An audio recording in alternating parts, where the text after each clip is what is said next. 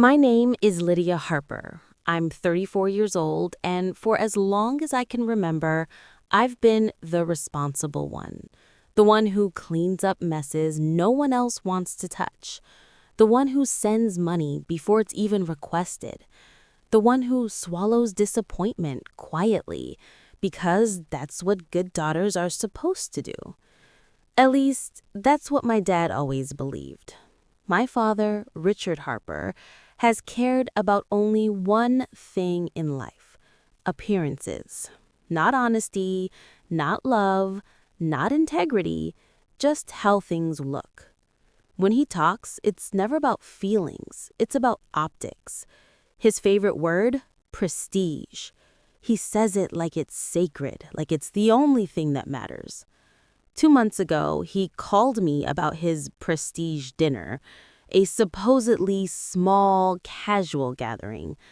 I knew exactly where it was going before he even said the words. "It's really nothing, sweetie," he said, in that tone, the one that always comes right before a financial favor. "Just a dinner at the house, a few business friends. Classy, tasteful. I thought you might want to help out. You know, family contribution." I could hear papers rustling in the background. That sound meant he already had a plan. There would be rented linens, a jazz band, catered food, champagne towers, maybe even professional lighting. Then the inevitable came. "It's just $2,500 should cover the final deposits. It's not much considering the importance of this night. You understand, right?" I stared at the ceiling of my tiny apartment. My son Ethan was at the kitchen table, humming to himself while building a Lego spaceship. I understood perfectly.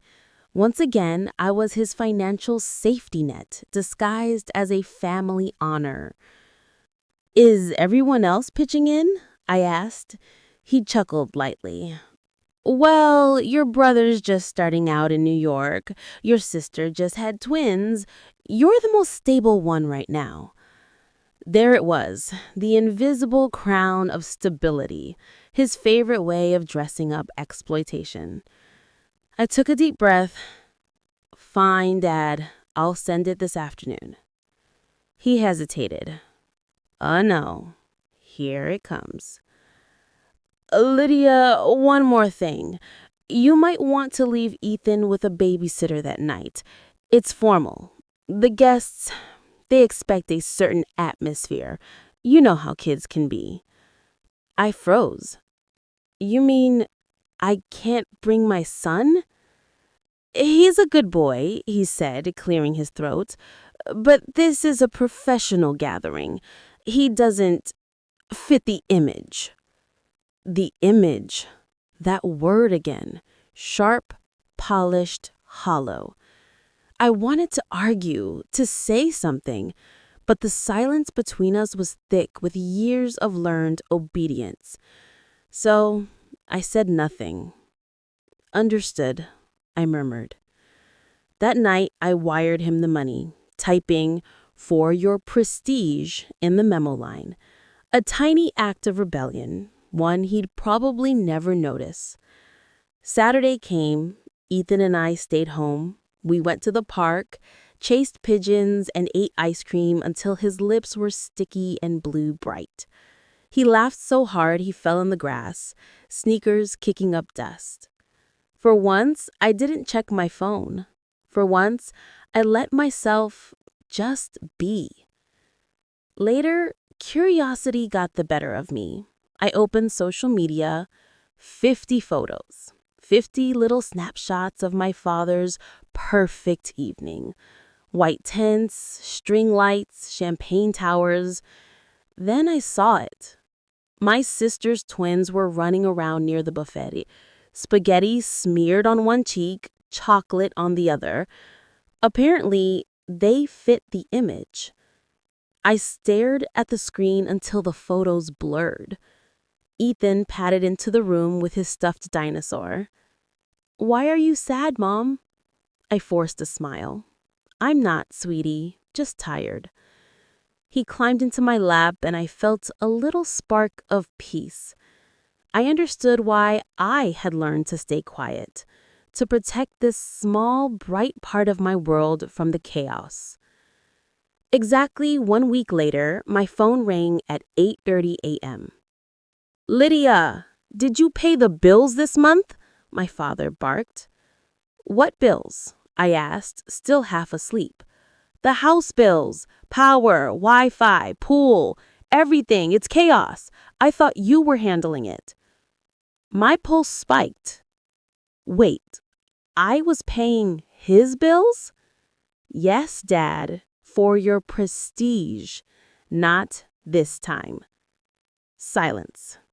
Then a click. 20 minutes later, calls from unknown numbers flooded my phone. 5 missed calls, no voicemail. That insistent vibration said one thing: this isn't over. By evening, I finally answered. "Miss Harper, this is Harold Morgan, attorney for Mr. Richard Harper. He's retained me to recover damages from your failure to fulfill financial obligations." "Excuse me? What obligations?" "Utilities, property damages, pool filtration, reputational harm." "Reputational harm?" I repeated, stunned. "Yes, ma'am," he said. "He lost prestige because of your actions." I laughed quietly, shakily, in disbelief. It wasn't about money. It never had been. It was about control. That night, I sat beside Ethan's bed, watching his peaceful sleep, his little chest rising and falling. My father had always called me his pride and joy, but it had always come with a price tag: obedience. And this time, I wasn't paying it. "You want prestige, Dad? Let's see how much it costs you this time." The next morning, sunlight crept through the blinds, but even the day felt dimmer.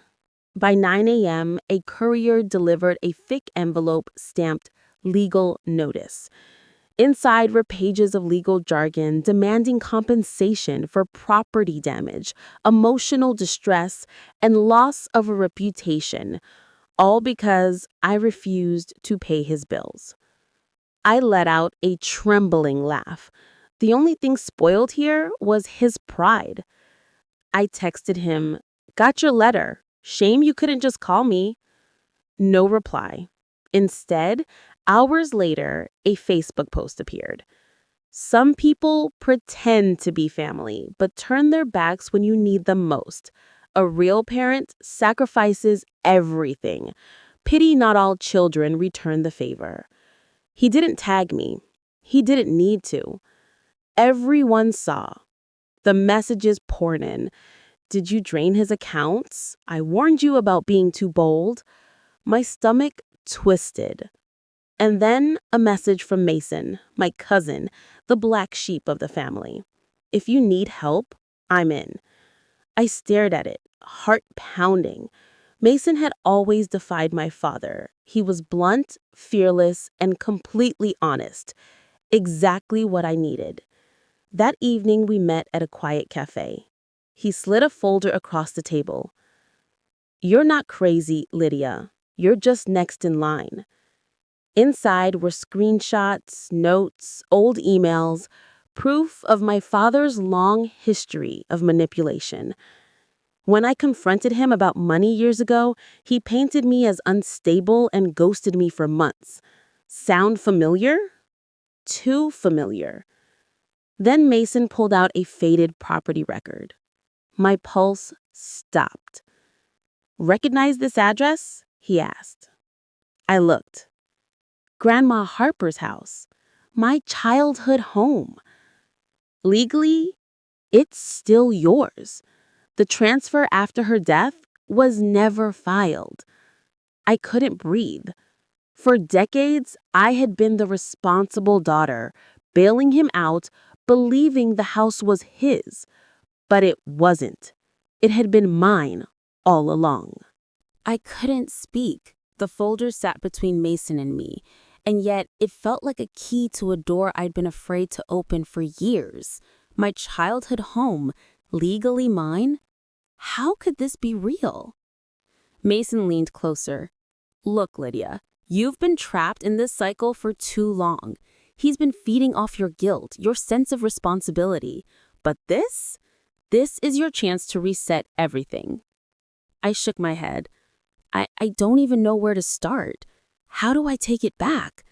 He'll fight, he'll ruin me. Mason smirked. He's already been trying. You think all those threats were just to scare you? Nah, he underestimated you. Always did.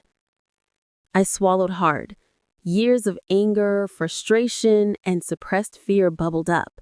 For decades, I had followed his rules, avoided confrontation, and put myself last. But now, standing at the edge of reclaiming my life, I realized something crucial. I didn't need to be afraid anymore. We spent the next 2 hours going over every document, every loophole, every old agreement my father had conveniently forgotten. By the time I left the cafe, I had a plan. Not a risky gamble, not a half-hearted attempt, a calculated move that would turn the tables. That evening, I walked into my father's house, not as his obedient daughter, but as a woman who knew the truth. My heart thumped as I rang the bell. Ethan clutched my hand, his little eyes wide with curiosity. Dad opened the door, perfectly groomed, impeccably dressed, as if nothing had changed. But something in my posture made him pause. "Lydia, what a surprise," he said, his smile polite but guarded. "Hello, Dad," I replied evenly. "We need to talk about the house." His eyes flickered, a tiny crack in his composed facade. The house? Yes, grandmother's house. Legally, it's mine. Ha ha ha ha ha. Your imagination runs wild as usual. You know very well. No, Dad, stop. I have documents, attorney notes, even the property deeds. Everything Mason and I reviewed today. It's mine. I watched the color drain from his face. The once confident man was suddenly flustered, searching for words. You can't, he said, voice trembling slightly. You can't just... Yes, I can, I interrupted. I've been the family's bank, emotional support, the one who followed every rule, who swallowed every insult. I've had enough. Today it ends. Ethan tugged at my sleeve. Mom, are we going to be okay? I knelt down, brushing his hair back. We're more than okay, baby. We're free. The following week, my father hired lawyers, sent letters, and tried every intimidation tactic he could think of. I stayed calm. I responded only with facts, proof, and documentation. Mason acted as my strategist, making sure nothing could slip past unnoticed. Then came the phone call I had dreaded, my father, calling me directly. Lydia, you don't understand the consequences. You'll regret this. You can't fight me. I smiled, a quiet, confident smile I hadn't felt in years. I understand perfectly, Dad, and I don't regret a thing. There was a long silence on the line. Then he hung up. Later that evening, I received a text from my father. If you step foot in that house, you'll regret it. I replied calmly, it's already mine. See you there. The next morning, I stood at the gate of my childhood home. The lawn was overgrown, dust settled on the porch, and the old swing in the yard creaked like a forgotten memory. I inhaled deeply. This was more than a house. It was my past, my freedom, my statement that I would no longer live under manipulation. Ethan ran ahead, laughing as he jumped on the porch. I followed, keys in hand, heart pounding with anticipation. Inside, I felt a wave of nostalgia. Grandmother's old kitchen tiles, the faded wallpaper in the living room, the staircase I had slid down as a child, all of it was mine. And finally, it felt safe. By the time my father arrived, I was ready. He stormed up the driveway, fury written all over his face. "This is my house," he shouted. "No, Dad, it's mine. Always has been. And now, I'm not afraid of you anymore, I said, voice steady. He tried to argue, tried to intimidate, but I stood firm. Lawyers, proof, documentation, everything was in my favor. For the first time in decades, he realized he couldn't control me. That night, I sat on the porch with Ethan, the sky painted in deep oranges and purples. We had to house, yes, but more importantly, we had freedom.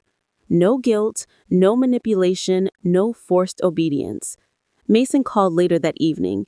"You did it, Lydia. You finally broke free." I smiled. "We did it, Mason. Not just me. Ethan, too. We're finally home." And for the first time in years, I felt the weight lift off my shoulders.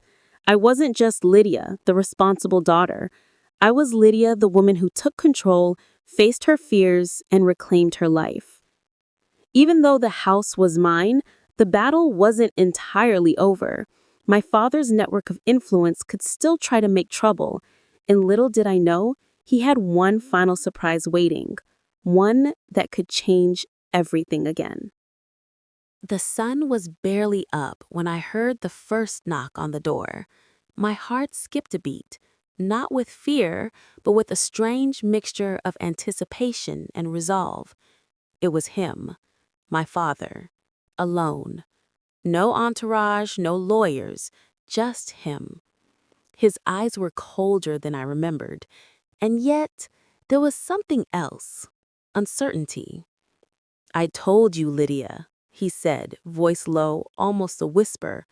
"This isn't over. You don't know what you're stepping into." I straightened, letting Ethan stand beside me. "I know exactly what I'm stepping into, and I'm not afraid anymore." He stepped inside, cautiously, surveying the home as if expecting it to crumble under my command.